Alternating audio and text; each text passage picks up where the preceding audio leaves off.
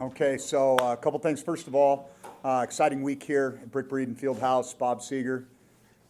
It's going to be a big time. Yeah, Bill is extremely excited. It's been awesome to have, as they're setting up, some old-time rock and roll. And so we're enjoying that. That means we get kicked out of our meeting space is what that means. So that's always an interesting week for us. But anyway, long story short, congratulations to Daniel and the volleyball team for their sweep in Missoula this weekend. That's awesome for Bobcats athletics. Proud of those girls and what they're accomplishing. And Daniel and his staff doing a great job. Happy to get out of Macomb with a win. Really not excited to go back there anytime soon. The trains, planes, and automobiles to get there, 5 hours on the way back. Tough place to play. As I mentioned a number of times going in, I mean, I told people last spring this was a trap game.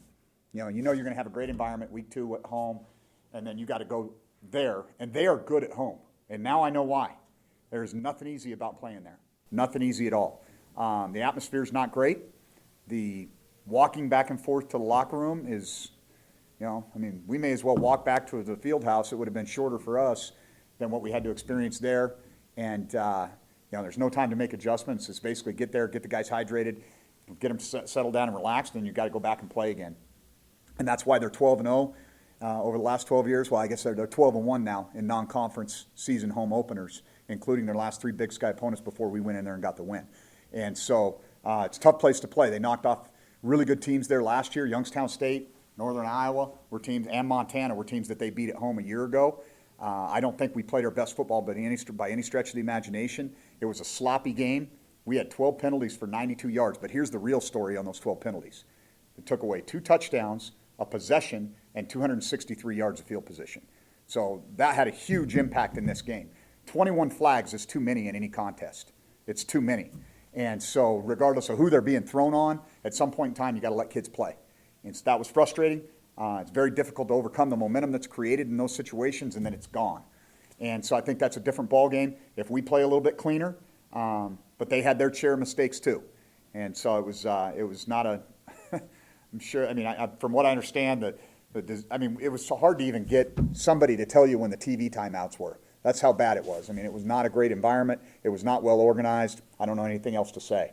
But it is what it is. We got the W. We're moving on. And so with that being said, Norfolk State, Coach Scott, hired several years ago from Virginia State University, a Division II school, did a great job there. And you can see what he's building at Norfolk State. It's a hotbed of talent. There's tons and tons of football athletes within a 100-mile radius of that campus. They opened up the season against one of their bitter rivals right there in their own backyard, Old Dominion, gave them everything they wanted, man. It was a great football game. Really, you could probably make an argument that and I'm sure they feel the same way, that Norfolk let that one slip away. They played another FBS opponent this last week in Coastal Carolina, who's pretty doggone good. They went to Lawrence, Kansas, and beat Kansas 2 weeks ago, and then Kansas turns around and beats up on Boston College this week. That's college football. They got a home win against a Division II opponent. Coach Scott's former team at Virginia State. I would describe this team as athletic and opportunistic. Defensively, they've got a veteran defensive coordinator, Coach Tressie, who's been around a million different places. This guy is really sound and fundamental. They basically play post-safety defense the whole time. They're based out of a 4-down front. They rarely, if ever, blitz. Less than 5% of the time are they going to bring pressure. They're very sound. They keep things in front of you. They make you earn it. A lot of teams ends up kicking field goals in the red zone instead of getting touchdowns. And you can just tell that's their philosophy. Kind of, hey, you're going to get some yards here and there, but we're not going to give up the explosive plays. And when you get in the red zone, we're going to tighten things up. It's basically 4 under, 3 deep coverage with some man-free concepts in there. Not a lot of movement, a lot of twists, unless you're on extra long passing downs. Like I said, hardly any pressure. But very sound, good tacklers, athletic, long, athletic defensive line. Led up front by 3 guys that stood out to me. 18, their DN, 98, who has 3 sacks on the season, and 90, their big nose. That's kind of where it starts for them. I think one of their best players on defense is number 9, Chavis, the inside linebacker. He's probably a guy that can play just about anywhere. And when you watch the film, he definitely stands out. He's a 6'2", 6'3", 230-pound guy.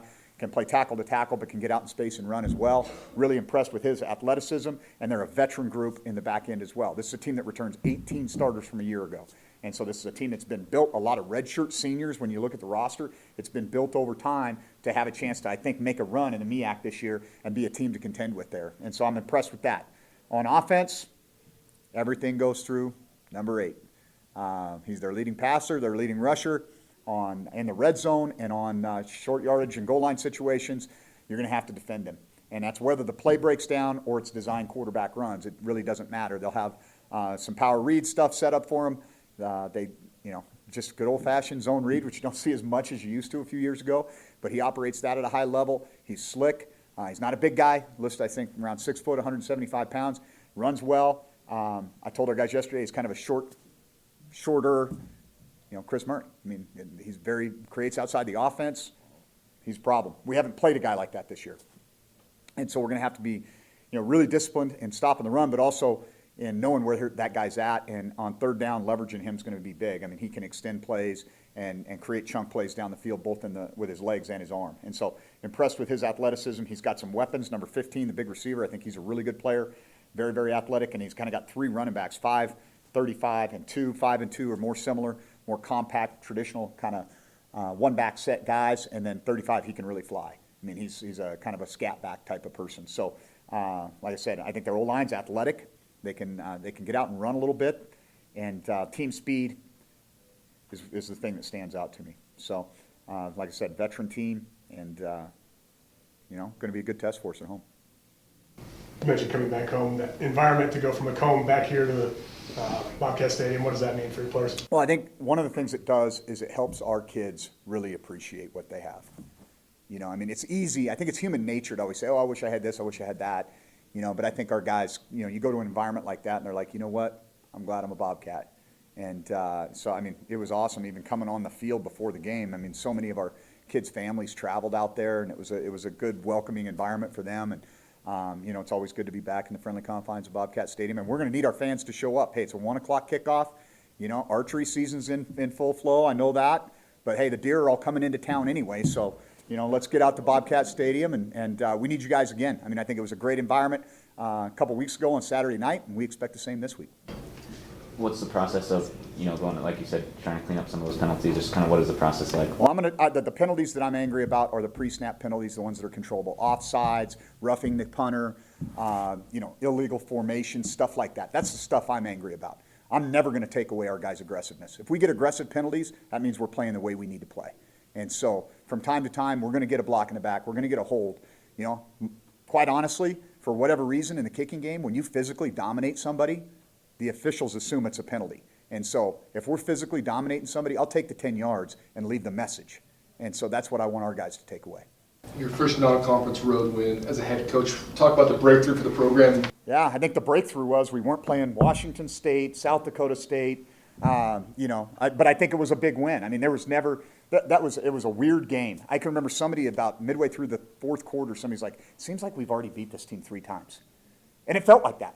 Like we kind of played down, I think, a little bit. But a lot of that credit goes to them. Their home opener. They were excited. Very, very difficult place to play and win, which is well documented, like I said. And so the thing that I was impressed, our guys kept their poise. They never flinched. I don't think there was ever a doubt on our sideline as to whether we were going to win the game or not. It was just, how close was it going to have to be based on some of the factors that we were dealing with.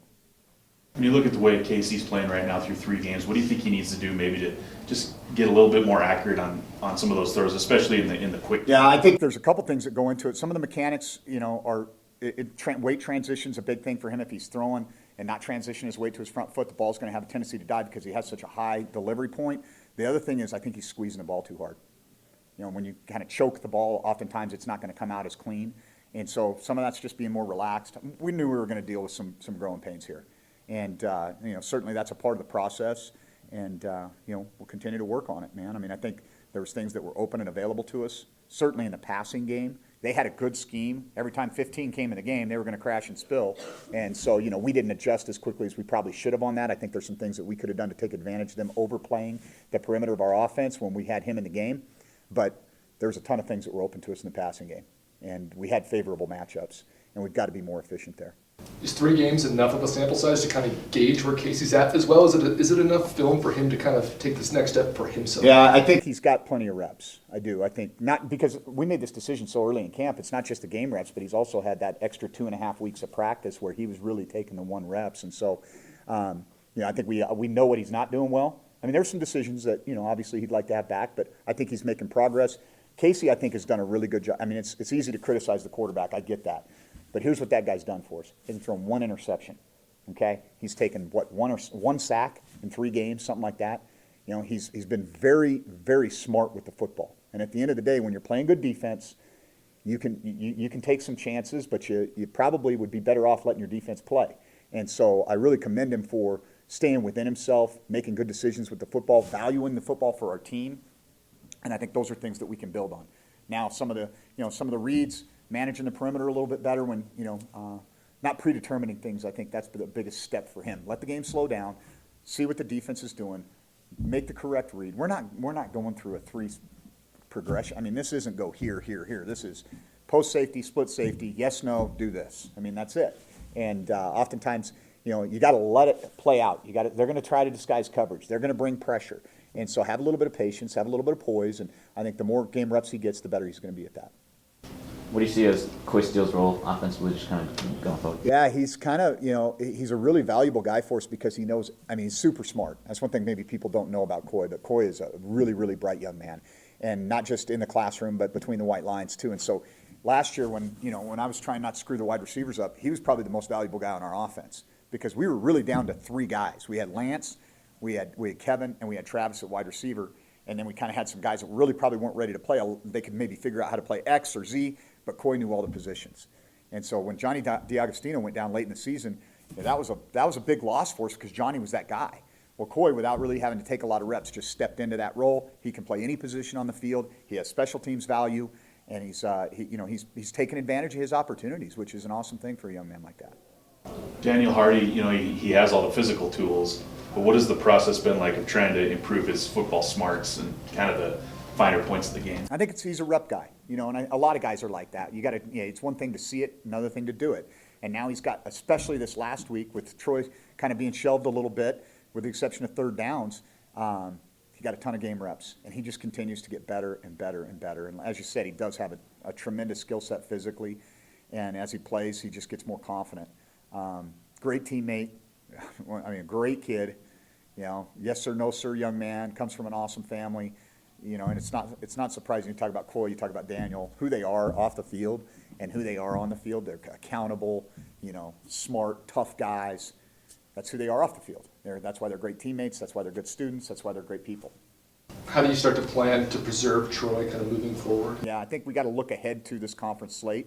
We play 7 games before we get a bye, and it's going to be. You can see what's coming. This league is going to be, it's going to be a bear.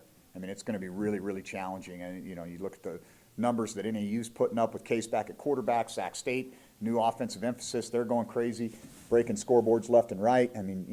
Montana's playing well. You've got, UC Davis is playing well. Obviously, Eastern drops one, but that's a tough place to play, and going all the way down there and getting in a shootout. The area is going to be, it's going to be a crazy league. And you just, there's always going to be that team that jumps to the forefront. Idaho rebounds from a couple of weeks and, almost knocks off Wyoming.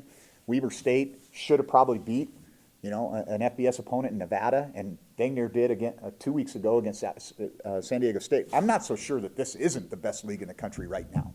A lot of people will point to the Missouri Valley, but I just think this year in particular, with all the talented quarterbacks that this league possesses, the coaching in this league is really, really good. Recruiting's tough. This is a really challenging league, and so I know it kind of gets off subject a little bit, but my point is, I want our best when our best is needed, and that's when we start putting all the chips on the table. How has Lewis Kidge kind of embraced some of that physical element of his game? Yeah, he's always had that size and kind of a nice guy, Again, another guy who great family, great. It's a funny broken record, but those are the guys you want to coach, right? And I think he knows now. Hey, look, I can be a dominant force, and you can see him rolling his hips on contact and really embracing that physical mindset that we want on our offensive line. And as he's gotten better and better, really over the last month, our offensive line's gotten better and better. And so we know what Mitch is going to bring. He's going to bring a huge edge for us. We got those scrappy guys inside, Denver and Zach, and Zach played really well this last week.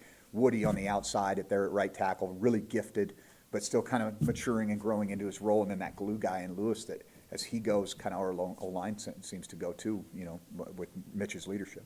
Norfolk State looks to be another offense that runs everything out of the quarterback. You guys have had success against offenses that kind of do that, but what's got to be different defensively against this team this week? Yeah, this team makes you defend all 11, which, and that's not to say that, SEMO or or Texas Tech or Western Illinois didn't make you defend all. They just didn't have a lot of designed quarterback runs. I mean, if the play breaks down, you got to leverage the quarterback. In this situation, you're going to have to account for number 8 in everything.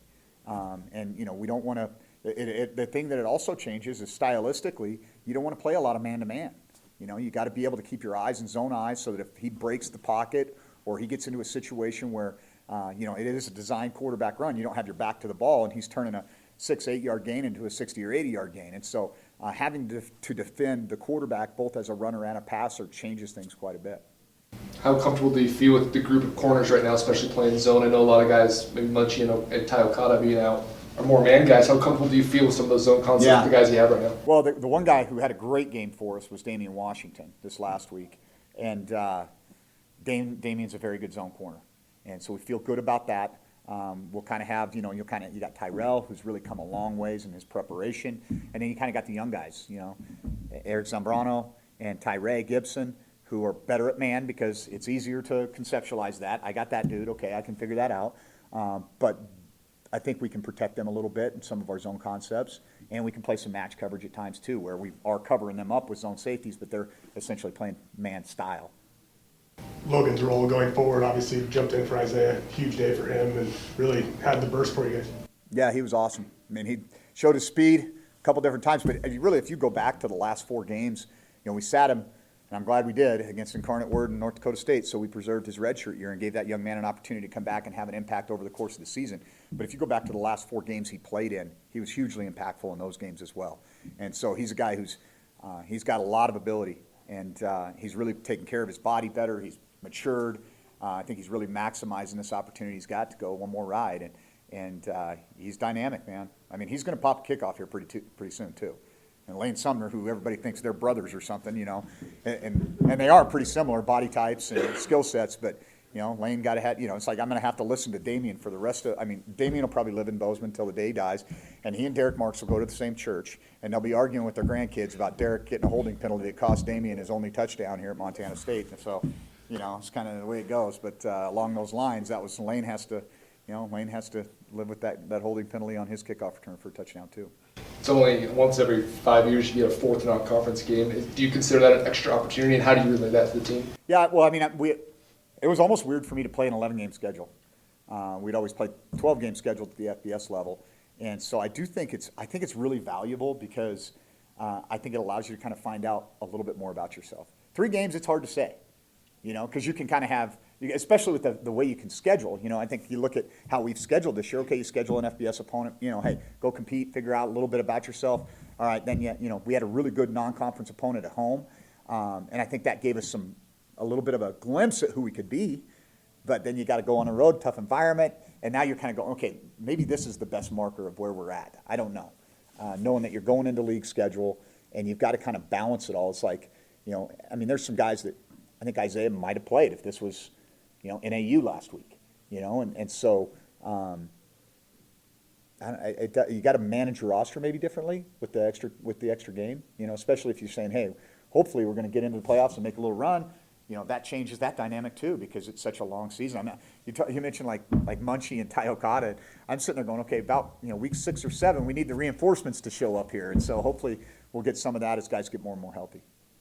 Where do you think things need to improve on kickoff coverage right now? Yeah, well, we had pretty serious talk about kickoff coverage over the last 2 days, and not with anybody else besides those players. I think there's some effort things on the backside. I don't think this is a personnel deal. I think it's just relaxing and not playing hard. And like I said, if the head coaches question your effort, that's a bad thing. And so, that stuff, if I don't see vast improvement, I'll accept responsibility for that going into league play. Okay, but I'm not good with that. And so, like I told him, we can't spot the teams on the 40. That's ridiculous. And so I don't think it's hang time and placement. I think Tristan's doing his job. I think we're blunt in the front side of it, but to the field side, we haven't been good enough. And so that's purely an effort thing in my mind. On the other side of special teams, Tristan, it's hard to win a Player of the Week award in this league because there's so many teams, so many good players, but I imagine you think Tristan was pretty worthy of getting Player of the Week. I couldn't tell you. I'm at practice in the morning on Mondays, so I have to rely on Bill to tell me what's going on, but I'm guessing you're telling me that Tristan got Special Teams Player of the Week. Okay. Yeah, I mean, I think I'm sure Western Illinois is glad that Tristan's never going to play against them again. So, he's been deadly against them, and certainly those kicks were all. And it wasn't a good. I mean, like at the end of the first half, for example, you're at the 40-yard line. Okay, we got 6.5 seconds left. Even if we get 5 more yards, I don't think we can make that kick. The wind died down a little bit in the second half, specifically the fourth quarter, but there was no way we were making a 55-yard field goal into that wind, kicking that direction at the end of the first half.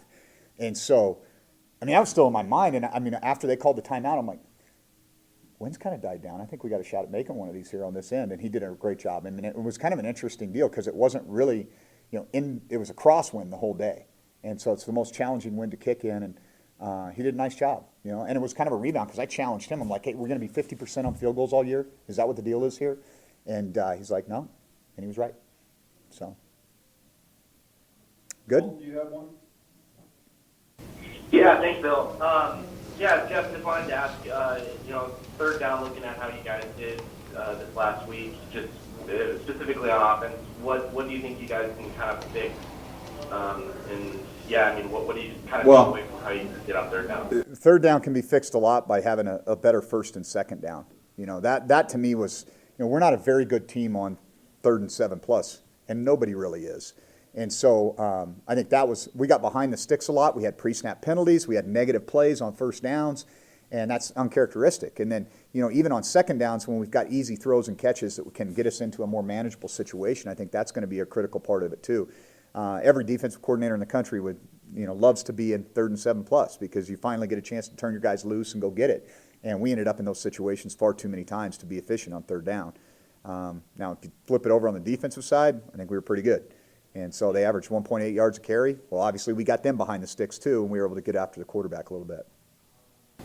And then, we were talking about Casey a little bit, but it seemed like you guys had a lot of confidence going to Travis quite a couple times. Just kind of what is your confidence in Travis, kind of just taking those deep shots as often as he did? Yeah, we liked our matchup on 2 out there. I think that was probably the biggest part of it. I mean, this team that we're playing this week, they've got some good corners. Now, I don't know that we'll have that kind of a one-on-one that we can just kind of point to and say, I think we can win that matchup consistently. And so, but I think Travis would tell you he's confident enough, hey, throw me the ball. And I think Kevin would say the same thing. And so we've got to just do a good job of formation and teams into favorable matchups for us, and then identifying them and attacking them to try to exploit those. And lastly here, I think you guys are up to 8th now in the stats poll. You mentioned that every win gets more important, I guess, as the season goes on. How do you kind of keep the intensity and focus with every game getting more and more important, like you mentioned before? Yeah, well, one of the things that our seniors told us when they left this last year, and that was a good group of kids, and they were some really outstanding leaders. I think it was Tucker Yates. He's like, I think we need to treat every week like Cat Grizz Week. And I said, well, I appreciate that, but that's a lot of emotion to expend every week. And he goes, well, I don't mean exactly the same, but just in terms of our mindset and our focus. And I think that our group of seniors this year has really embraced that. Like, we need to prepare the same way. There's no game that's any bigger or any smaller than any other game. And if you don't, then you're probably going to regret it. And so I think that was kind of one of the messages that was sent by last year's crew, and this year's crew's paying attention. All right. Thanks, Jeff. Yep. You bet, guys.